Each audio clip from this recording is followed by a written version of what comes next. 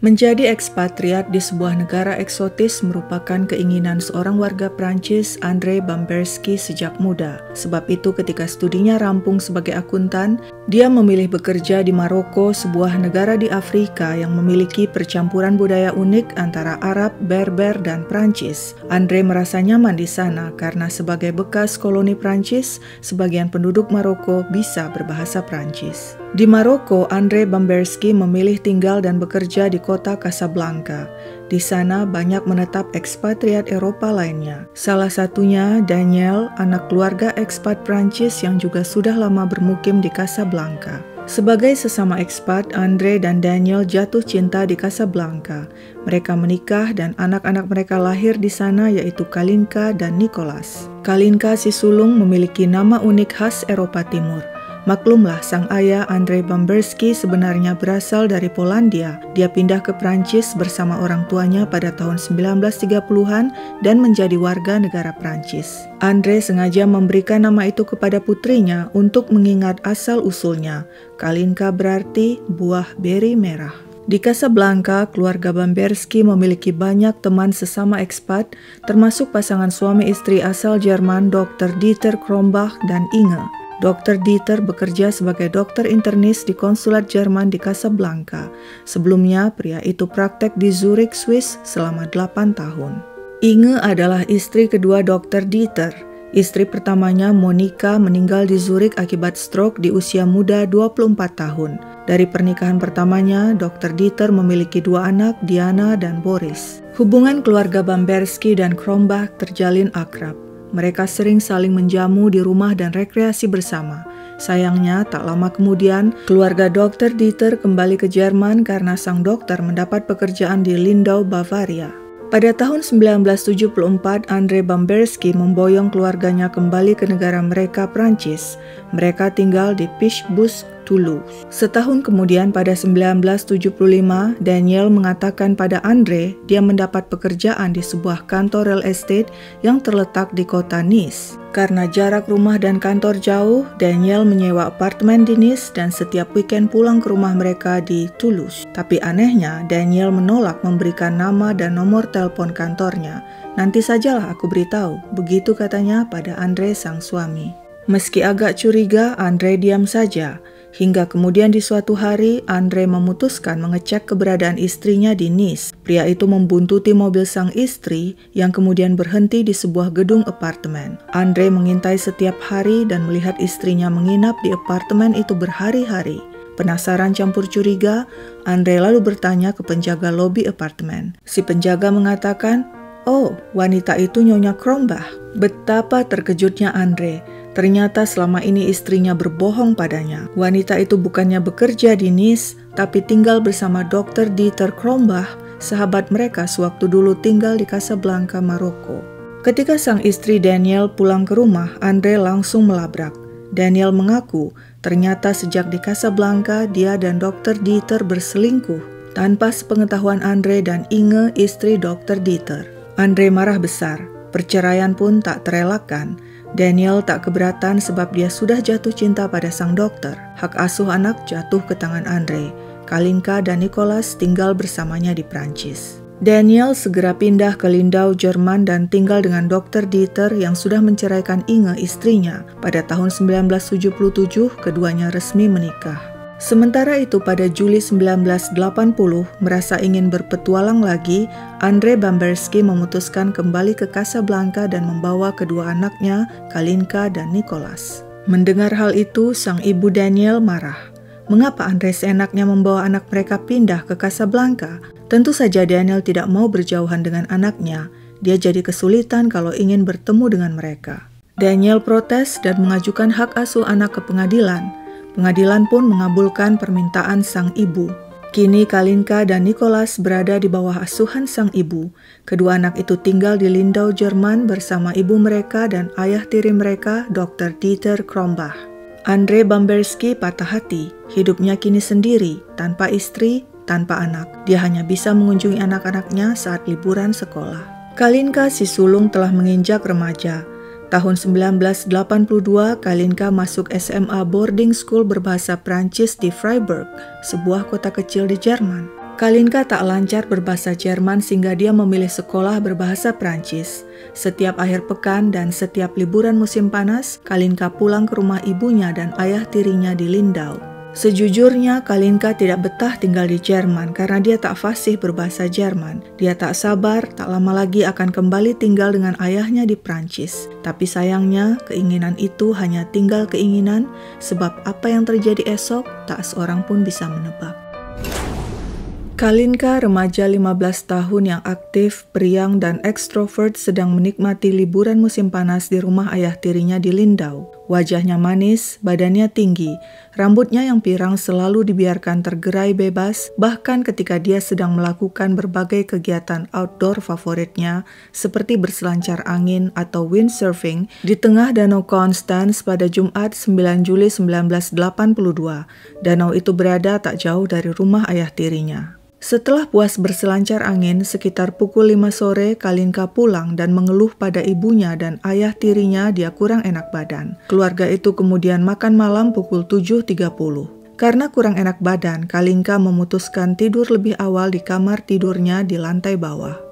Keesokan pagi, Sabtu 10 Juli 1982, Dr. Dieter bangun dan bersiap-siap untuk menunggang kuda yang merupakan hobinya. Dia menuju kamar Kalinka dan mencoba membangunkannya. Tapi remaja itu tidak bergerak, sekujur tubuhnya kaku. Dr. Dieter terkejut. Apa yang terjadi pada Kalinka? Sang dokter segera memanggil koleganya, Dr. Jobs, yang bekerja di bagian UGD di sebuah rumah sakit di Lindau. Dr. Jobs bersama seorang perawat tiba di tempat sekitar pukul 9 pagi. Kepada Dr. Jobs, Dr. Dieter mengaku pada hari Jumat pukul 7.30 malam, sebelum makan malam, dia memberi suntikan suplemen zat besi di lengan kanan Kalinka untuk membuat kulit Kalinka coklat sehingga tidak mudah terbakar sinar matahari. Malamnya, Kalinka terbangun karena haus dan Dr. Dieter memberinya minuman.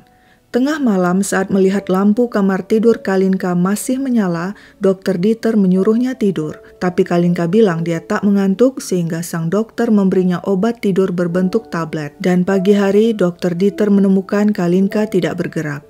Setelah memeriksa Kalinka, Dr. Jobs mengatakan remaja itu sudah meninggal. Sang dokter lalu mengeluarkan sertifikat kematian.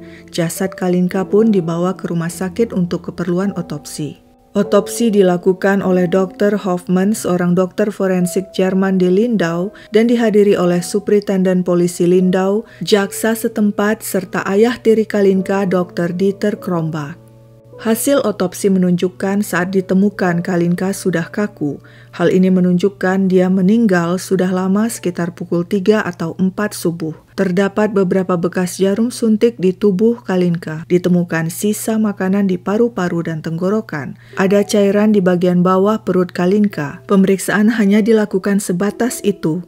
Tidak dilakukan pemeriksaan cairan yang ada di tubuh Kalinka, juga tidak dilakukan tes toksikologi untuk menemukan apakah ada racun di tubuh Kalinka. Juga tidak dicari tahu mengapa ada makanan di tenggorokan dan paru-parunya padahal Kalinka makan malam pukul 7.30 malam, di mana seharusnya makanan itu telah dicerna. Dokter forensik langsung menyimpulkan Kalinka meninggal akibat serangan jantung. Polisi menanyai Dr. Dieter hanya lewat telepon. Kepada polisi, pria itu menjelaskan hal yang berbeda dengan yang dijelaskannya sebelumnya kepada koleganya Dr. Jobs. Menurut Dr. Dieter, dia memberikan injeksi zat besi kepada Kalinka karena dia menderita anemia dan selalu kecapaian. Dr. Dieter juga memberikan obat tidur kepada Kalinka. Dan ternyata setelah dia menemukan Kalinka tak bergerak keesokan paginya, dia menyuntikkan obat stimulan untuk meningkatkan detak jantung dan tekanan darah Kalinka. Polisi menerima jawaban Dr. Dieter dan tidak bertanya lagi. Anggota keluarga lainnya juga tidak ditanyai. Kasus pun ditutup. Kematian Kalinka dianggap kematian wajar. Jasadnya dikirim ke Prancis untuk dikuburkan di Toulouse. Berbeda dengan sang ibu Danielle dan si ayah tiri Dr. Dieter yang seolah tenang dan pasrah anaknya meninggal, sang ayah kandung Andrei Bamberski gelisah dan tak henti bertanya-tanya. Bagaimana mungkin Kalinka meninggal mendadak? Dia sehat, atletis, aktif, dan tidak pernah didiagnosa menderita penyakit berbahaya. Andre bertambah gusar setelah 3 bulan kemudian pada Oktober 1982 dia berhasil memperoleh hasil otopsi dan membaca hasilnya. Mengapa Dr. Dieter hadir saat otopsi Kalinka dilakukan? Apa urusan pria itu di sana? Mengapa tidak dilakukan tes toksikologi? Siapa tahu Kalinka diracun? Cairan milik siapa yang ada di tubuh Kalinka? Mengapa polisi tidak menginvestigasi Dr. Dieter yang memberikan dan menyuntikkan macam-macam obat ke tubuh Kalinka? Ketika Andre menanyakan hal ini kepada Daniel, mantan istrinya, wanita itu hanya menjawab, semuanya sudah takdir, Kalinka meninggal karena sudah waktunya. Wah, Andre tidak terima dengan jawaban itu. Segala kemungkinan muncul di pikirannya. Dia curiga Dr. Dieter Krombach telah melakukan hal tidak senonoh pada Kalinka sebab ditemukan cairan mencurigakan di tubuh anaknya itu. Mungkin karena takut Kalinka mengadukan perbuatan kejinya itu, si dokter membungkamnya dengan obat-obatan. Berdasarkan kecurigaan itu, Andre berkonsultasi dengan 2 dokter forensik di Prancis. Kedua dokter itu membenarkan kecurigaan Andre dan beranggapan sepertinya ada persekongkolan untuk menutupi penyebab kematian Kalinka. Teman-teman Andre yang ikut membaca hasil otopsi juga setuju dengan kecurigaan Andre. Andre segera menyewa jasa pengacara untuk menguak penyebab kematian Kalinka. Jaksa penuntut Jerman akhirnya memerintahkan dilakukan tes lebih lanjut. Hasilnya, pada Februari dan Maret 1983, ahli forensik Jerman Wolfgang Span mengatakan Dr. Dieter telah menyuntikkan zat berbahaya berupa zat besi ke tubuh Kalinka. Menurut si ahli forensik, penggunaan zat besi dapat menyebabkan mual, muntah hingga sesak nafas dan serangan jantung. Adanya sisa makanan di paru-paru dan tenggorokan Kalinka menunjukkan dia muntah dan tercekik oleh muntahannya sehingga berakhir dengan kematian. Namun si ahli forensik tidak bisa memastikan apakah telah terjadi hal-hal tak senonoh pada Kalinka. Tapi meski ahli forensik sudah menjelaskan bukti kematian Kalinka tidak wajar, jaksa penuntut mengatakan bukti itu tidak cukup. Akibatnya, kasus itu pun resmi ditutup tahun 1983. Pihak berwenang di Jerman juga tidak pernah menjelaskan mengapa mereka tidak menginvestigasi Dr. Dieter Krombach. Andre Bamberski tidak tinggal diam. Jika pihak berwenang di Jerman tidak peduli, maka dia akan membereskan hal ini dengan caranya sendiri. Setahun setelah kematian Kalinka, Andre datang ke Lindau, Jerman dan membagikan 2.000 brosur ke orang-orang. Dalam brosur itu tercetak foto Kalinka dan tulisan, "Hei orang-orang Lindau, kalian harus tahu seorang pembunuh bernama Dr. Dieter Krombach tinggal di kota kalian. Dia telah membunuh putriku pada 10 Juli 1982 dan kejahatannya telah ditutupi oleh pihak berwenang Jerman. Tolong bantu aku mendapatkan keadilan." Melihat kelakuan Andre, Dr. Dieter melaporkannya kepada polisi. Andre ditangkap. Dia dituduh mencemarkan nama baik Dr. Dieter. Dengan jaminan uang, Andre bisa dibebaskan. Namun lewat pengadilan in absentia atau tanpa kehadiran Andre, pria itu dijatuhi hukuman 3 bulan penjara dan denda 400.000 mark. Andre tentu saja tak berani berkunjung ke Jerman karena bisa-bisa dia ditangkap dan dijebloskan ke penjara. Dia harus menunggu 5 tahun agar batas waktu penuntutan habis dan dia bisa masuk ke Jerman tanpa harus berurusan dengan pihak berwenang. Sementara itu di Prancis bersama pengacaranya, Andre mendesak pihak berwenang untuk mengusut kematian anaknya. Karena Kalina adalah warga negara Prancis dan tewas di wilayah Jerman, maka Prancis berhak melakukan investigasi di wilayah Jerman. Dan jika bukti-bukti dianggap cukup, Prancis bisa mengeluarkan surat penangkapan internasional terhadap Dr. Dieter Krombach. Pada 1985, setelah 2 tahun didesak oleh Andre Bamberski tanpa henti, aparat Prancis akhirnya membongkar makam Kalinka untuk melakukan tes ulang. Hasil tes tidak menunjukkan bukti baru, tapi ditemukan organ intim Kalinka telah dibuang saat otopsi oleh pihak forensik Jerman. Sehingga tidak bisa dibuktikan apakah Kalinka mengalami perlakuan tidak senonoh atau tidak. Andre Bamberski yakin hal itu dilakukan untuk melindungi Dr. Dieter. Tapi mengapa pihak berwenang Jerman mau melindungi Dr. Dieter? Dia bukan siapa-siapa, dia hanya dokter biasa. Tapi mengapa seolah dia kebal hukum? Andre mulai menebak-nebak. Dr. Dieter tentunya punya koneksi orang-orang penting selama dulu bekerja di konsulat Jerman di Casablanca. Mungkin saja dia seorang intel Jerman.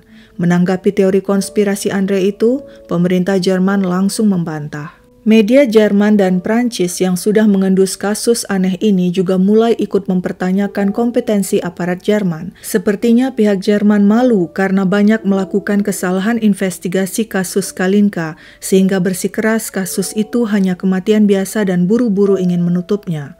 Tahun 1988 ada sedikit titik terang. Pihak berwenang Jerman mengabulkan permintaan jaksa penuntut Prancis untuk mengirimkan sampel organ Kalinka yang mereka miliki untuk dites di Paris. Hasil tes menunjukkan kematian Kalinka tidak wajar. Dia tercekik oleh muntahannya sendiri akibat suntikan yang diberikan padanya. Berbeda dengan Jerman yang menganggap bukti itu tidak cukup, pihak berwenang di Prancis menganggap bukti itu sudah cukup untuk menjerat Dr. Dieter sebagai pembunuh Kalinka. Pada April 1993, jaksa penuntut Prancis minta pihak berwenang Jerman menangkap Dr. Dieter, tapi Jerman menolak karena menganggap bukti-bukti tidak solid.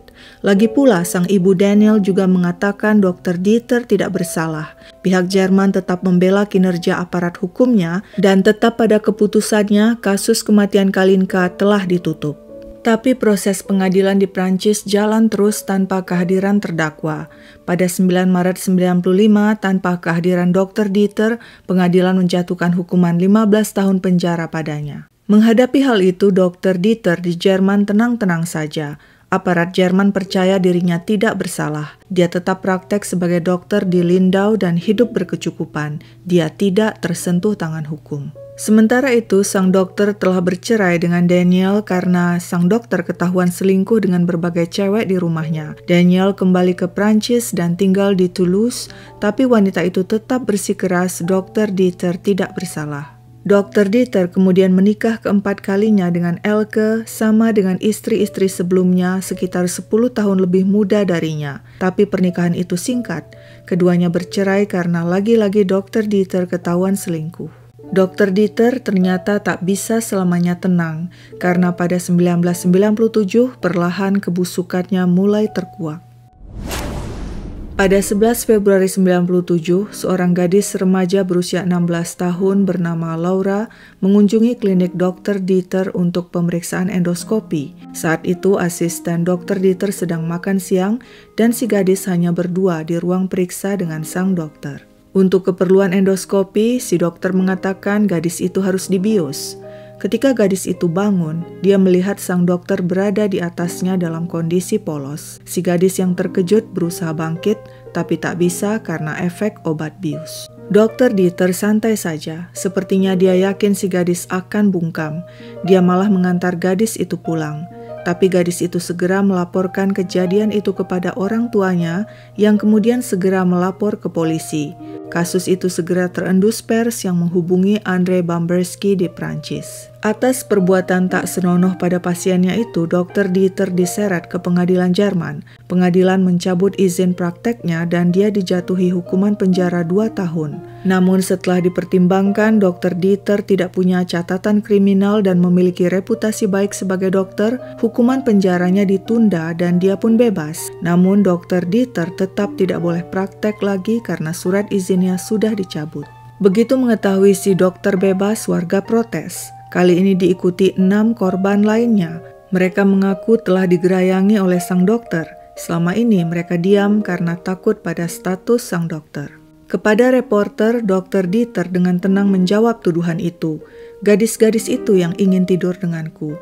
Mereka sendiri yang mencopot baju mereka. Semua selesai dalam 5 menit. Protes warga tak berarti apa-apa. Dr. Dieter melenggang bebas.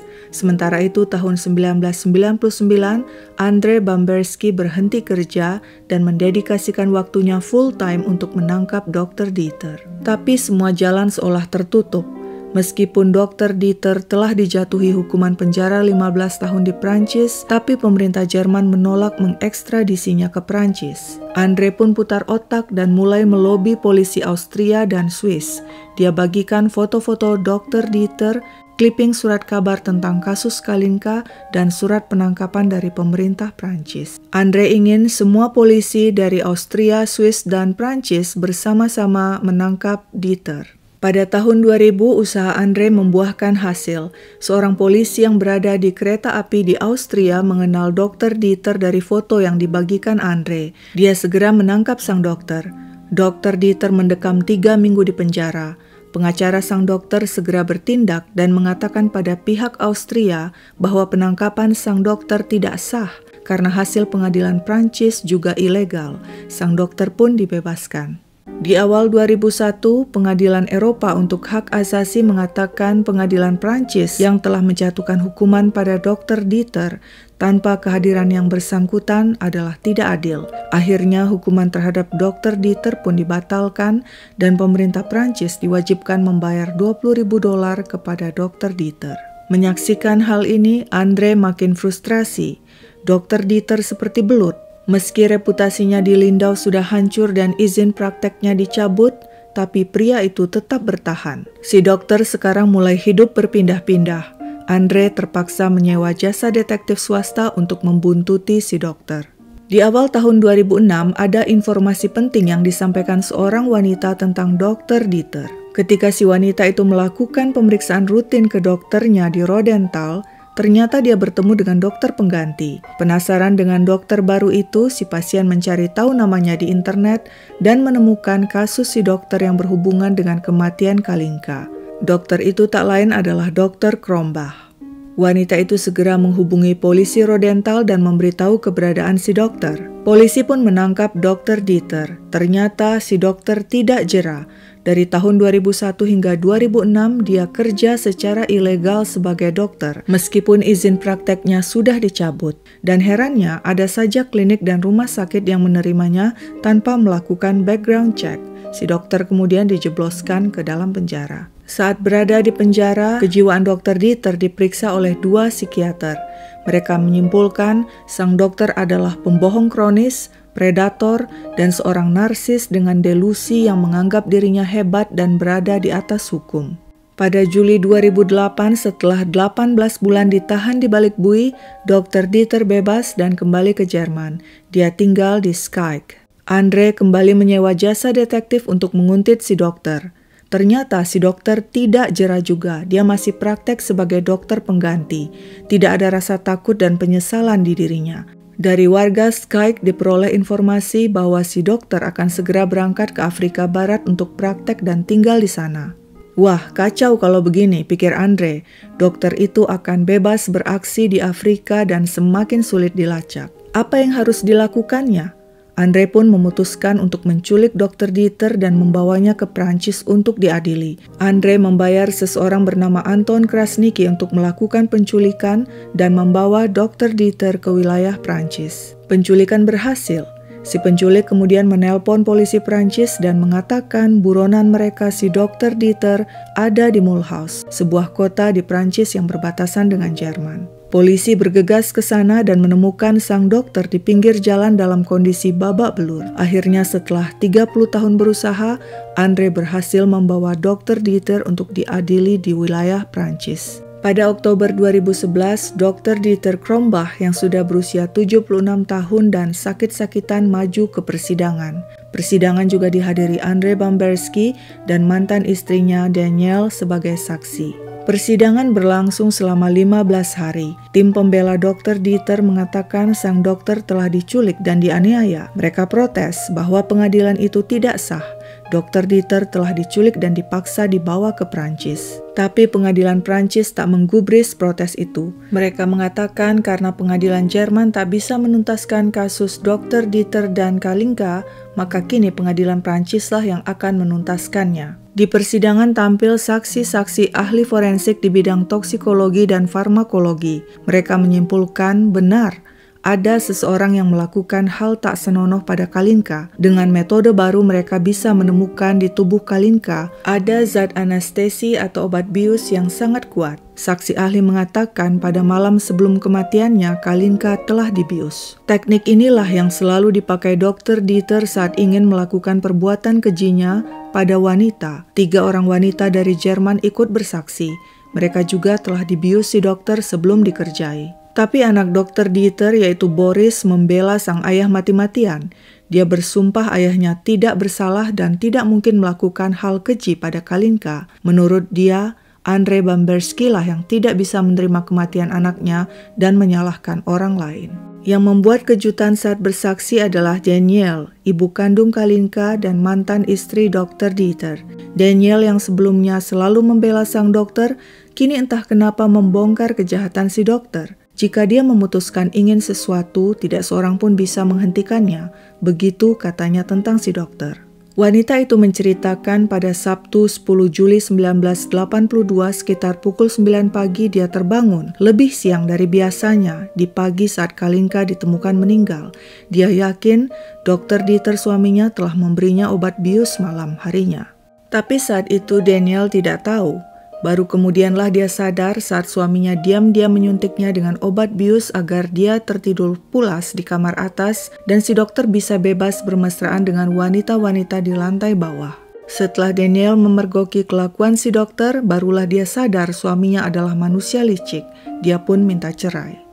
Di persidangan, Andrei Bamberski yang bertahun-tahun memperjuangkan kasus Kalinka berpendapat pada Jumat malam 9 Juli 1982 saat semuanya sudah tidur, Dr. Dieter melihat Kalinka di dapur sedang minum. Dia lalu menaruh obat tidur di minumannya. Saat Kalinka tertidur, si dokter pun mulai beraksi. Setelah melakukan aksinya, dia pun menginjeksi suplemen zat besi ke tubuh Kalinka. Motifnya kemungkinan dia khawatir Kalinka mengadu dan aksinya akan terbongkar. Hingga akhir persidangan, Dr. Dieter bersumpah dia tidak pernah sekalipun menyakiti Kalinka. Akhirnya pengadilan menjatuhkan hukuman 15 tahun penjara bagi sang dokter. Andrei Bamberski lega, bebannya selama ini terangkat sudah. Perjuangan selama 30 tahun demi mengungkap pembunuh anak perempuannya terbayar sudah. Setelah 9 tahun di penjara, pada Februari 2020, Dr. Dieter Krombach dibebaskan dari penjara di usia 84 tahun dengan alasan kesehatan. Kasus yang panjang dan unik ini sudah diangkat ke layar lebar. Filmnya merupakan produksi Prancis dan Jerman tahun 2016. Judulnya Au nom de ma vie, In the Name of My Daughter, atas nama putriku. Sekian dulu ceritaku, sampai jumpa di cerita lain.